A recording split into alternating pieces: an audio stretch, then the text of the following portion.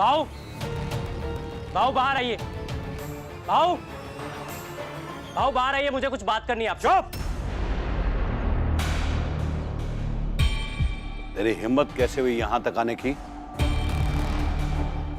चल 4 कदम दूर। और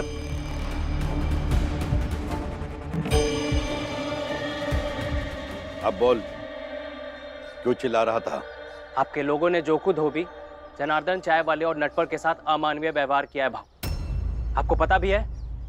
अच्छा, खाल तो नहीं खींच ली उनकी? अरे प्रचंड देव जी क्या क्या बात कर रहे हैं? हाँ, ऐसा कुछ नहीं हुआ। बस हाँ, वो थोड़ा मामूली सी धक्का मुक्की, सामान वामान तोड़ दिया, ऐसा कुछ पता चला बस। जोशी जी, और ये आपको बहुत मामूली सी बात लग रही है? और नहीं तो क्या? हाँ, धक्का देना मारना ये अमानवीय थोड़ी है। छोटी सी बात का इतना बतंगड़ क्यों बना रहे हो? और जो उन लोगों का सारा सामान जल गया, नुकसान हुआ, उसका क्या? इसमें उनकी छोटी जात होने का कसूर है। अब जब हाथी चलेगा तो जमीन पर रेंगने वाले कीड़े मकोड़े तो कुचले जाएंगे ही ना। मातम मनाने वाली क्या बात है? ठीक है, नहीं मनाते हैं मातम। मुझे 25 रुपए चाहिए भाऊ, कुछ काम है।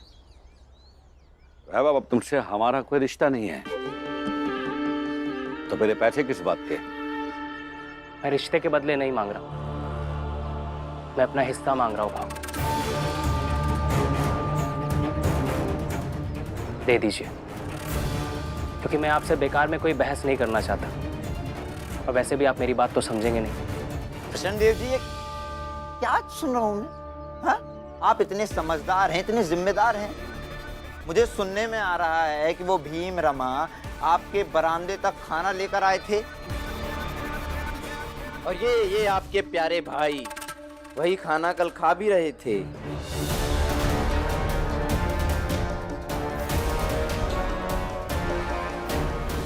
नहीं प्रचंड देव जी, समझाइए इन्हें, इससे पहले कि कोई और समझा दे। चलता हूं।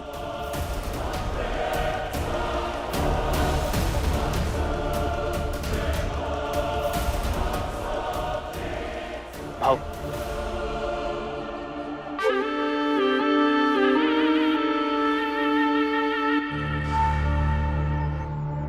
वैभव, याद रखना कि तुम्हारी इस दोस्ती की नौटंकी में हम धर्म जाति मान्यताओं की बलि नहीं चढ़ाने वाले हैं। आप मुझे 25 रुपए दे दीजिए, मैं कल से आपके इस बरामदे में खाना नहीं खाऊंगा। आपकी और भाभी की कसम।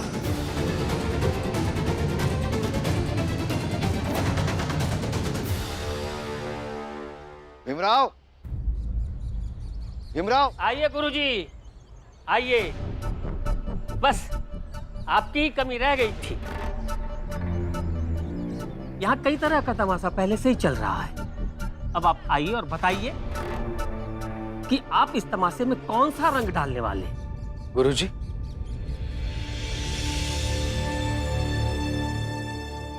क्या हुआ? भीम, शीघ्र ही तुम्हारी परीक्षा आ रही है, तो मैं ये कहने आया था कि प्रतिदिन तुम मेरे यहाँ पढ़ लेना, तो संपूर्ण पाठ्यक्रम को हम शीघ्र ही समाप्त कर सकेंगे। गुरुजी, मेरे पास अभी पूरी किताबें नहीं है और तुरंत खरीदने के लिए पैसे भी नहीं है।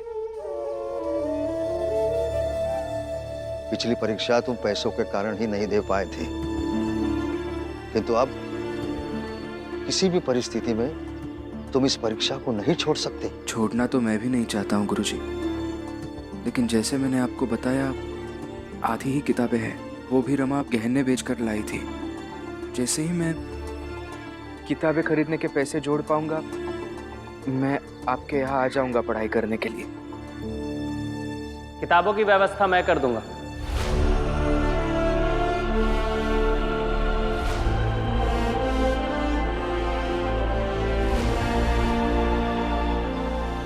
प्रणाम गुरुजी। प्रणाम। और मैं भी अपने मित्र भीमराव के साथ सुबह शाम आपके समक्ष पढ़ने आऊंगा। हाँ गुरुजी, ये दोनों आपके पास साथ में पढ़ने जाएंगे ही, तो इन्हें ये भी सिखाइएगा कि जब हम इनके चक्कर में बर्बाद हो जाएं, तो उसकी खुशियां कैसे मनानी चाहिए। और गुरुजी कुछ नई नई योजना भी बता दीजिएगा कि कैसे रोज बड़ी बड़ी जात से पंगा लेकर हम सबकी जिंदगी बर्बाद कर सके। ऐसा कुछ नहीं होगा। जनार्दन भाव, जोकू भाव और नटवर, आपका जो भी नुकसान हुआ है उसकी भरपाई मैं कर रहा हूं।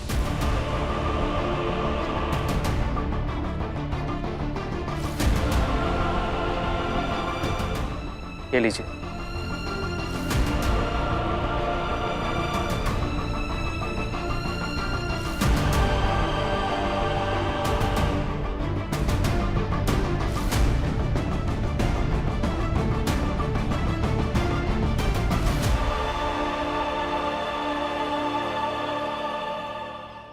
ये तो ठीक है वैभव देव जी, लेकिन हम कल फिर हुआ जाबे और लोग फिर से हमारा कपड़ा जला दिए तो। इसीलिए काका मैं आपको एक बात बार बार बताता हूँ, आपको संघर्ष करना सीखना होगा, आपको उनसे लड़ना होगा, नहीं तो ये सब बार बार होता ही रहेगा। लो, अब एक और ज्ञान की बात सीख लो। अब हम सब अपना काम धंधा छोड़ करके अब लड़ाई करते फिरे। भीम, तुम अपना रास्ता बदल दो और ये बड़ी जात से लड़ने के लिए मत सिखाओ। अरे हम छोटी जात के लोग हैं, कमजोर हैं, हम उनसे लड़ाई नहीं कर सकते।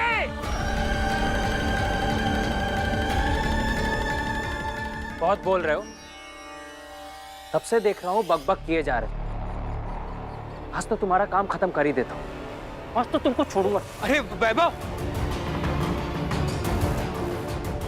वैभव छोड़ो, छोड़ दो काका को। क्या कर रहे हैं आप? नहीं भी, आज मैं इसे नहीं छोड़ूंगा। आज तुम इसको जान के ही रहूंगा। बाबा वैभव जी क्या कर रहे हैं आप? इन्हें छोड़ दीजिए। छोड़ दो वैभव, ये सही मार्ग नहीं है, छोड़ दो। रुको, यही बात मैं तुम्हें समझाने की कोशिश कर रहा था। जैसे मुझसे लड़े ना, वैसे उनसे लड़ो, बड़ी जात वालों से। ऐसे भीम को कोसने से कुछ नहीं होगा। लड़ना सीखो। ये क्या तरीका था वैभव? काका को चोट लग जाती तो? यही सही तरीका है भीम। उतनी देर से तुम इन्हें समझाने की कोशिश कर रहे थे, लेकिन इन्हें समझ में नहीं आ रही थी बात। लेकिन जब मैंने अपने तरीके से इन्हें समझाया तो एक बार में समझ में आ गई। और आप सब समझिए, ये जो आदमी है ना आपके बीच, ये आपको सही राह दिखा रहा है, और वही राह आप सबकी जात के लिए सही है। मैं आप सबसे हाथ जोड़कर विनती करता हूं, प्लीज भीमराव को समझिए।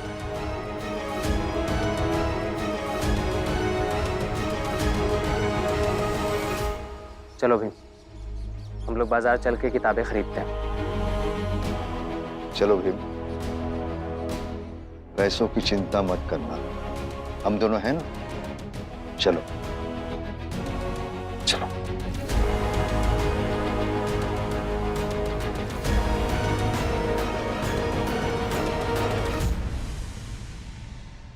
देखिए, मैं ज्यादा इसलिए नहीं बोलूंगा, अगर मैं कुछ कहूंगा तो आप सबको यही लगेगा कि भीम मेरा बेटा है इसलिए कह रहा हूं। लेकिन मैं भीम का बाबा भी नहीं होता तब भी यही कहता कि भीम का तरीका सही है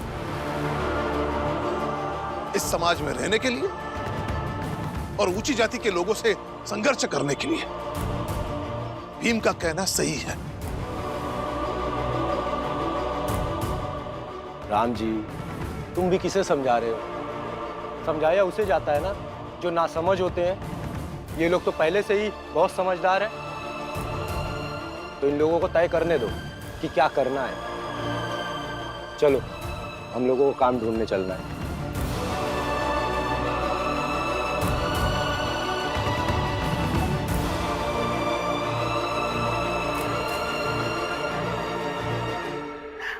आई, ये वैभव देव ने फिर से आके भीमभाव को सहारा दे दिया। पता नहीं भीमभाव की किस्मत कितनी मजबूत है, जो वो कभी भी कमजोर पड़ते हैं कोई ना कोई आके उनकी मदद कर ही देता है।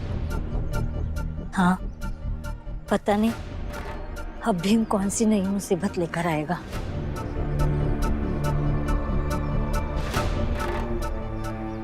ए, रुको, क्या लिए जा रही हो इस थैले में? ये फल है, वो मेरी बहू का गर्भ गिर गया था, कमजोर हो गई है इसलिए। बहू को मजबूत बनाकर क्या पहाड़ उठवाओगी? वैसे भी तुम लोग ना धरती पर बोझ हो, तो जितना हल्के और बीमार रहोगे ना उतना अच्छा है। आई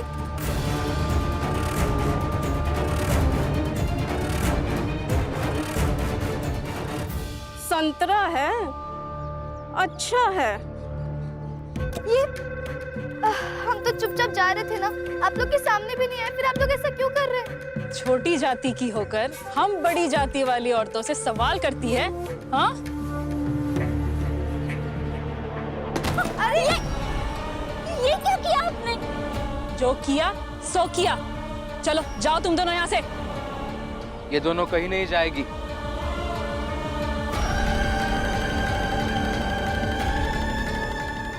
ए, तुम बीच में मत बोलो। भीम, सारे फल उठाओ, देखते हैं कौन रोकता है।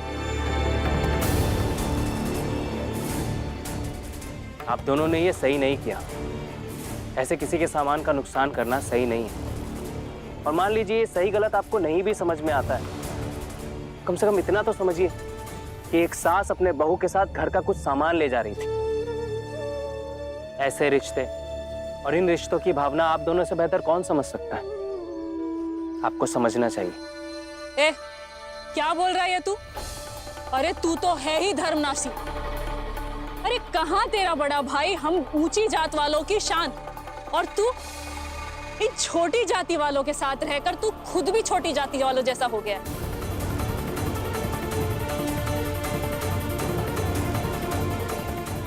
भाभी, ये लीजिए।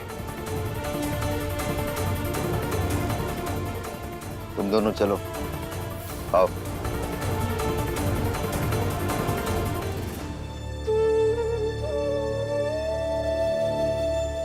ये भीम के चक्कर में एक दिन तुम अपनी जान गंवा दोगी। हर बार भीम और वैभव नहीं आएंगे तुम्हें बचाने के लिए। चलो।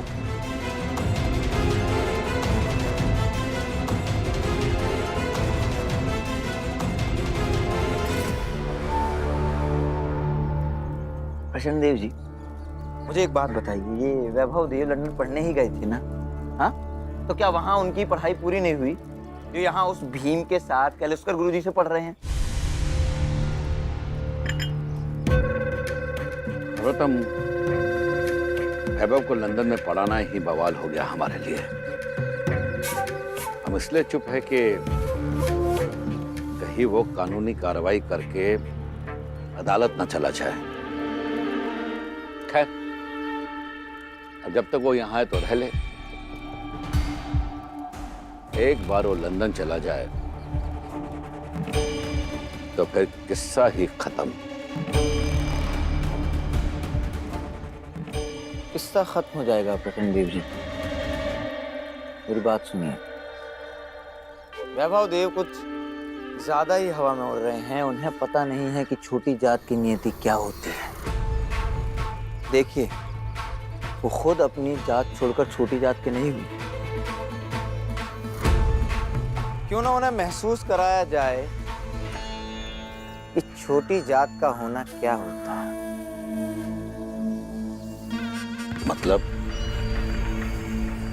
मतलब ये प्रचंड देव जी कि उन्हें हम वो दंड देंगे जो छोटी जात के लोगों को देते हैं।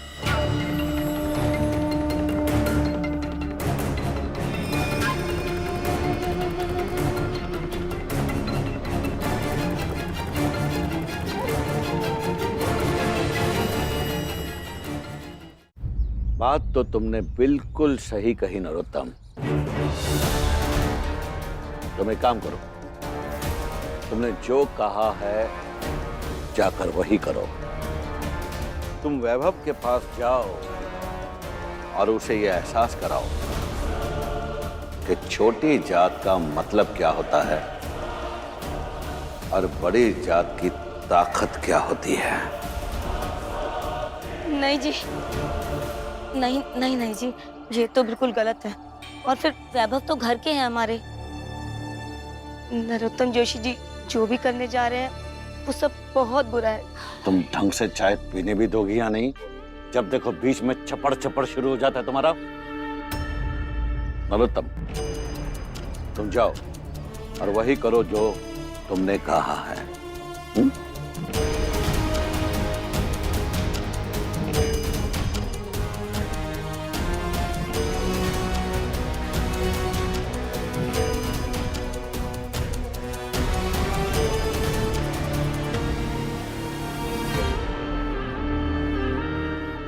पुरंजन, हमें फिर से काम ढूंढना होगा।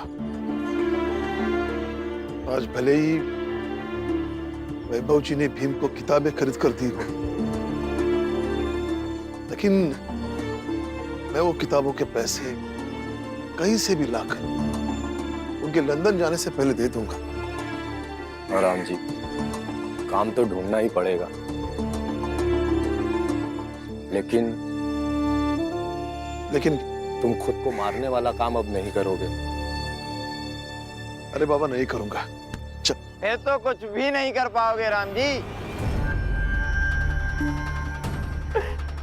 क्या यहाँ कोई सर्कस नहीं है ना राम जी? और उसके अलावा तो तुम्हें कोई काम मिलने से रहा। हाँ? और वैसे भी मैंने इस इलाके के हर एक व्यक्ति को ये बता दिया है कि इस छोटी जात के व्यक्ति का बेटा हमारी जात के लोगों के साथ दोस्ती करना चाह रहा है, हमें अपने जैसे बनाने की कोशिश कर रहा है। तो बस हम सब ने मिलकर ये निश्चित किया है कि तुम दोनों को यहाँ कोई काम नहीं मिलेगा। चल पुरंजन।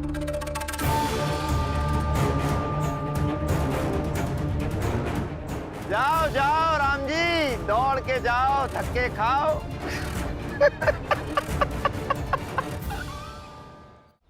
तो इस सिद्धांत को अच्छी तरह से याद रखिएगा, क्योंकि आपकी आगे की पढ़ाई में भी यही सिद्धांत आपके काम आएगा। जी गुरुजी। आज यहीं तक, कल प्रातः आ जाइएगा, इससे आगे पढ़ेंगे। जी।